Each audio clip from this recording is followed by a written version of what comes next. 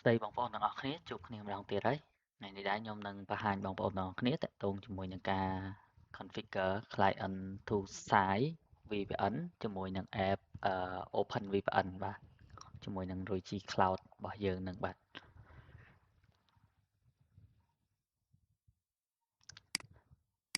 អញ្ចឹងតាក់ទងជាមួយនឹង client to site VPN នេះ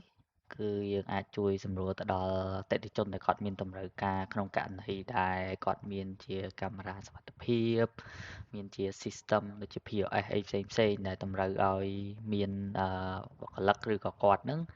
ត្រូវការធ្វើការពីខាងក្រៅហើយគាត់ចង់ connect ចូលមក internal system របស់គាត់ដូចគាត់ connect Wi-Fi ឬ connect network នៅក្នុងទីតាំងរបស់គាត់ហ្នឹងគឺយើងអាចធ្វើជាមួយនឹង client to site VPN ហ្នឹងអញ្ចឹងមិនថាគាត់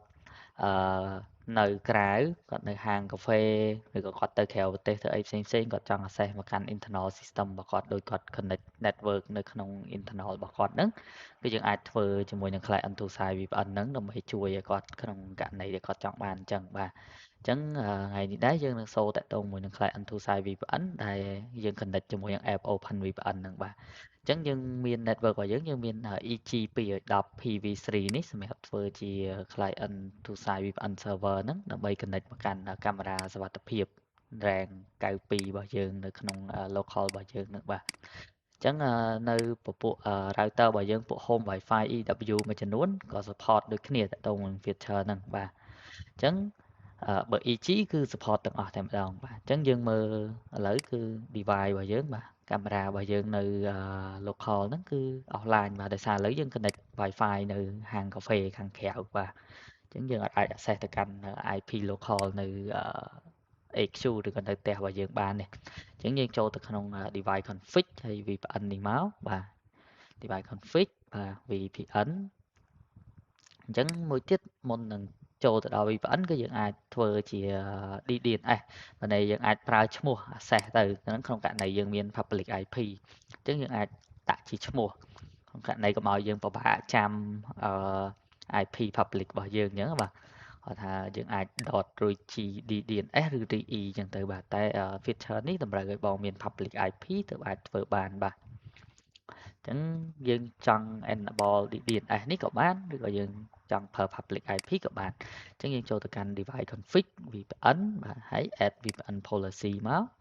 បាទអញ្ចឹងយើងជ្រើសយក client to site VPN បាទតទៅទៀតគឺយើងជ្រើស option connect ជាមួយនឹង Open VPN របស់យើងនឹងបាទអញ្ចឹងយើងដូរឈ្មោះមកហើយ link សម្រាប់ download Open VPN ខ្ញុំនឹងដាក់ជូននៅក្នុង description ដូចគ្នាបាទអញ្ចឹងយើងដាក់ឈ្មោះមក Open VPN to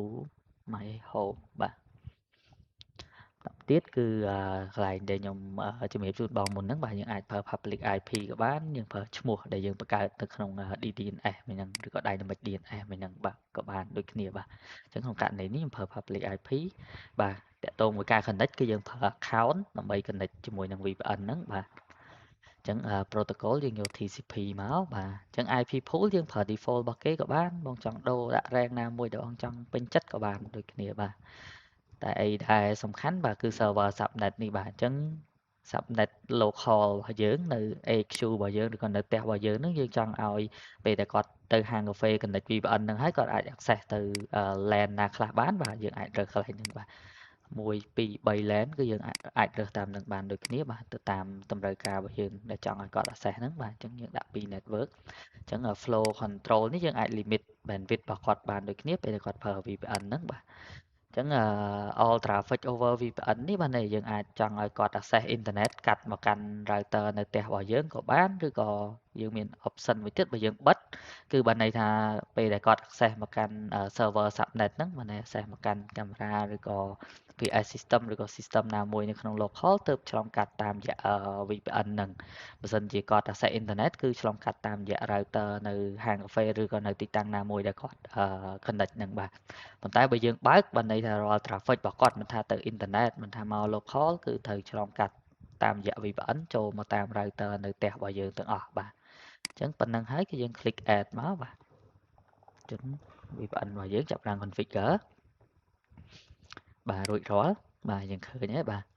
VPN របស់យើងរួចរាល់អញ្ចឹងបន្ទាប់ពីយើងបង្កើត VPN យើងរួចរាល់ហើយគឺយើងត្រូវបង្កើត account សម្រាប់ឲ្យគាត់ connect បាទអញ្ចឹងមានអ្នកណាដែលត្រូវ connect បានអ្នកយើងបង្កើត account ឲ្យគាត់ផ្សេងគ្នាតាមនឹងអញ្ចឹងទៅបាទអញ្ចឹងយើងបង្កើត account test មួយបាទ Open VPN ខ្ញុំដាក់ password ហើយបាទដើម្បីយើង test អញ្ចឹងខ្ញុំ copy password ទុកមួយសិនហើយបាទយើងបង្កើត account ហើយបាទអញ្ចឹងបន្តមកទៀតគឺយើងចូលទៅមើលយើងប្រើ app Open VPN របស់យើងដើម្បី connect អញ្ចឹងបងអាច download ហើយបង install មកគឺវាចេញបែបនេះពេលបងបើកមកបាទអញ្ចឹងថ្មីហ្មងគឺវាចេញបែបហ្នឹងអញ្ចឹងដើម្បី connect យើងត្រូវធ្វើម៉េចគឺយើងត្រូវចូលទៅកាន់កន្លែង VPN proxy យើងហ្នឹងបាទយើងបោកដាក់ mouse លើហ្នឹងមកយើងអាច download file នេះមួយបាទអញ្ចឹងបង download មកបាទយើង download file ហ្នឹងមកបាទអញ្ចឹងយើងបើក file ហ្នឹងមកយើង extract វាមកយើង extract វាមួយសិនមកបាទ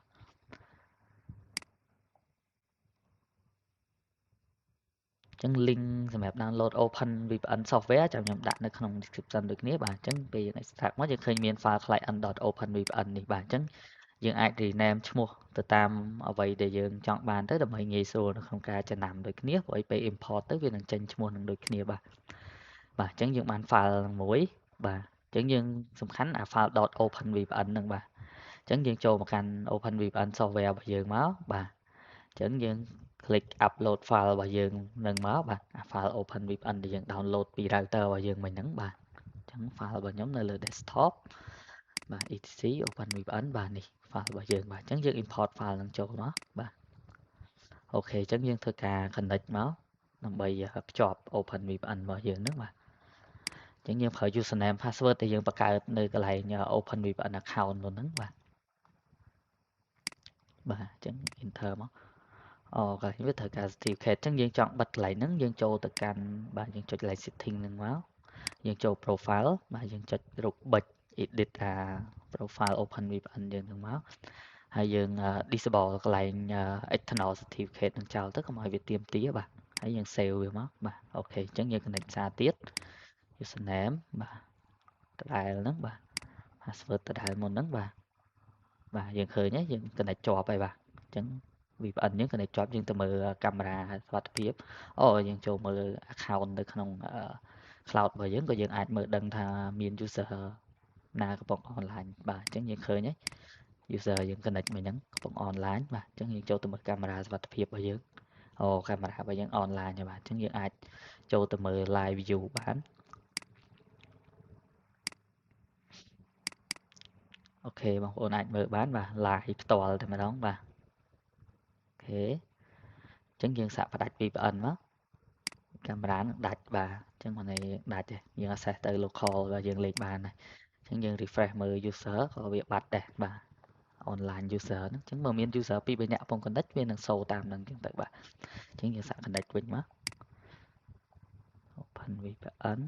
បាទ password របស់យើងមុនហ្នឹង enter មកបាទអញ្ចឹងជាប់ហើយបាទយើងឃើញ connect ហើយបាទអញ្ចឹងយើង review មើល online user វិញណាវាអាចជាងប្រើពេលបន្តិចប៉ុន្តែតកតងមួយការ access គឺវាបានភ្លាមវិញបាទយើងចូលទៅមើលកាមេរ៉ាយើងឃើញហើយអូខេឃើញហើយកំពុងតែ live view ឡើងវិញហើយបាទមកនេះវាជាប់វិញហើយអញ្ចឹងចាំមើលយើង refresh វាតិចបាទសារនេះវាត្រូវការ update បន្តិចពី router របស់យើងមក cloud អញ្ចឹងយើងកន្លែង online user ហ្នឹងគឺយើងអាចមើល user ដែលកំពុង online បានបាទអញ្ចឹងយើងមើល device យើងឃើញកាមេរ៉ាយើង online វិញបាទនេះ user យើង connect មុនហ្នឹងបាទអញ្ចឹងយើង disconnect គឺ offline ភ្លាមតែម្ដងបាទអញ្ចឹងគឺវាផ្ដល់ភាពងាយស្រួលក្នុងករណីដែលយើងធ្វើការពីក្រៅពីហាងកាហ្វេឬក៏យើងទៅក្រៅប្រទេសហើយយើងត្រូវការ access មកកាន់ system ឬក៏ software ឬក៏ server ណាមួយនៅក្នុង local របស់យើងគឺយើងអាច connect តាមរយៈ Open VPN នឹងបានបាទអញ្ចឹងគឺវាផ្ដល់ភាពងាយស្រួលអញ្ចឹងពពួក router របស់យើងគឺពពួក RG EG series ហ្នឹងគឺ support feature នឹងទាំងអស់ហើយ home wifi យើងមួយចំនួនក៏ support ទៅលើ feature Open VPN នឹងដូចគ្នាអញ្ចឹងតើតើមួយការ configure គឺមានប៉ុណ្ណឹងគឺមានភាពងាយស្រួលបែបហ្នឹងអញ្ចឹងបងប្អូនអាចសាកធ្វើបានហើយយើងនឹងជួបគ្នានៅវីដេអូក្រោយដូចគ្នាបាទសូមអរគុណបាទ